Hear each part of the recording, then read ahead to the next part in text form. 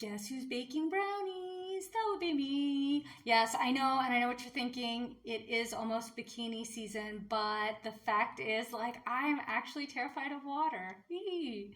It scares me even to think about it. I'm much better than I used to be. I used to be really, really bad, but I was always terrified of water, even as a kid. I did take swimming lessons for 3 years. It took 3 years of lessons in the summertime for me to swim at all, like even a foot. And the only reason I learned how to swim was because they finally just dropped me. After the third year of lessons, they decided to go ahead and do it the old-fashioned way and dropped me in the deep end. And I swam. It did teach me a valuable lesson. I swam, and then I cried, and then I never went back to swimming lessons again. So the odds of me being in a bikini this summer are pretty good, but I try not to think about it. So I'm letting myself enjoy the end of baking season because summer is coming, and there's really only one way to have a brownie, and that is if you cook it at home. I am not usually someone who has those kind of, oh, you have to do it homemade, but really for a good brownie you do, unfortunately.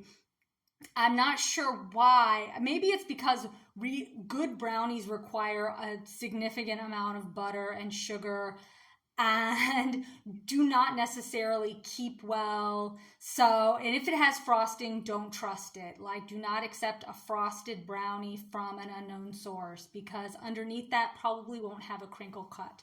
But my brownies are cooling right here. I'll go ahead and show them to you. There's white chocolate chunks and milk chocolate chunks. I went all out on the brownies, I know.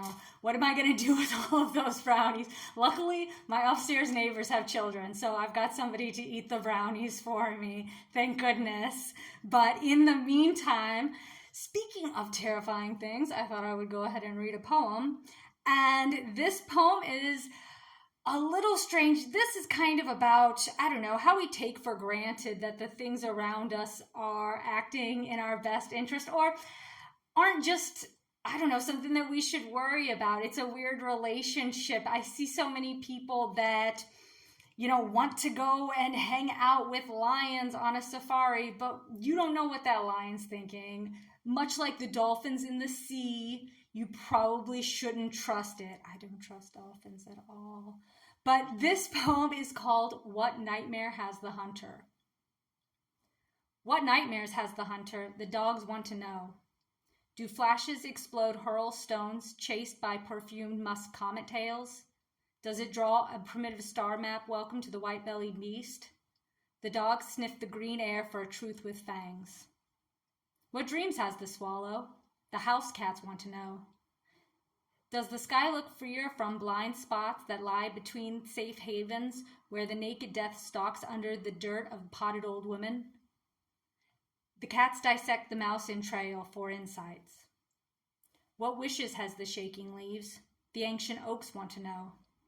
Do the leaves shiver with anticipation of burnished beauty in autumn, costumed to live the smoke-fire spectacle of their finale? The trees examine their growth rings for findings. What wisdom has the mountain? The anchorite wants to know.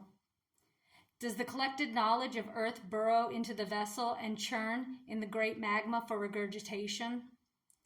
Do facts emerge from the scripture of stone? The anchorite waits for an echo to reply until transformed into the petrified stone they chisel for seeking visions deep in the walls of the cave of truth and burning rock.